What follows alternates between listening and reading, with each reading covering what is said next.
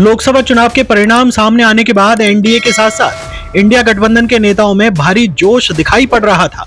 India गठबंधन के नेता न केवल अपनी बढ़त पर जश्न मना रहे थे, बल्कि वे सरकार बनाने तक का दावा कर रहे थे। माना जा रहा था कि वे नीतीश कुमार और चंद्रबाबू नायडू को अपने पाले में लाकर पूरा खेल बदलने की योजना बना रहे थे। लेकिन दिल्ली में इंडिया गठबंधन के नेताओं की बैठक के बाद कांग्रेस अध्यक्ष मल्लिकार्जुन खड़गे ने यह ऐलान कर दिया कि वे सरकार नहीं बनाएंगे। खड़गे के इस ऐलान ने एनडीए के ही नहीं बल्कि इंडिया गठबंधन के नेताओं को भी चौंका दिया। लोग यह नहीं समझ पा रहे थे कि सरकार बनाने की कोशिश करने के बजाय अचानक इस फ्रंट से अपना पैर वापस क्यों खींच लिया गया। लेकिन अब इसकी वजह सामने आ गई है।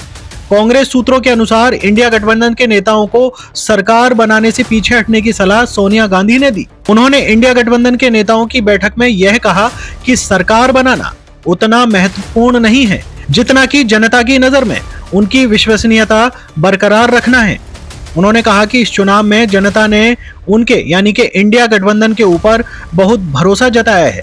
यह भरोसा टूटना नहीं चाहिए। उन्होंने कहा कि जब इंडिया गठबंधन के पास पूरी संख्या नहीं है, ऐसे में यदि वे जल्दबाजी में सरकार बनाने की कोशिश करते हैं तो वो जनता में गलत संदेश दे जाएंगे। सोनिया गांधी ने यहां बहुत ज्यादा समझदारी भरा फैसला लिया जो आजकल नेता नहीं लेते हैं। सूत्रों के अनुसार सोनिया गांधी ने कहा कि यदि वे किसी जल्दबाजी में सरकार बनाने की कोशिश करते हैं और वह कोशिश सफल नहीं होती है तो इससे इंडिया गठबंधन के नेताओं की छवि सरकार बनाने को लालची लोगों की बन जाएगी। उन्होंने कहा कि आपसी अंतर्विरोध पर बन रहे एनडीए सरकार में आपसी मतभेद उजागर होने के बाद उसका लाभ इंडिया गठबंधन के दलों नेताओं को मिलेगा। उनके अनुसार इसका लाभ इसी साल के अंत में होने वाले हरियाणा, झारखंड और महाराष्ट्र के विधानसभा चुनावों के बाद दिल्ली, बिहार के विधानसभा चुनावों में दिखाई दे सकता है। उन्होंने कहा कि इंडिया गठबंधन को अपनी नैतिक बढ़त नहीं गंवानी चाहिए। इसके बाद गठबंधन के सभी नेताओं ने इस पर सहमति जता दी।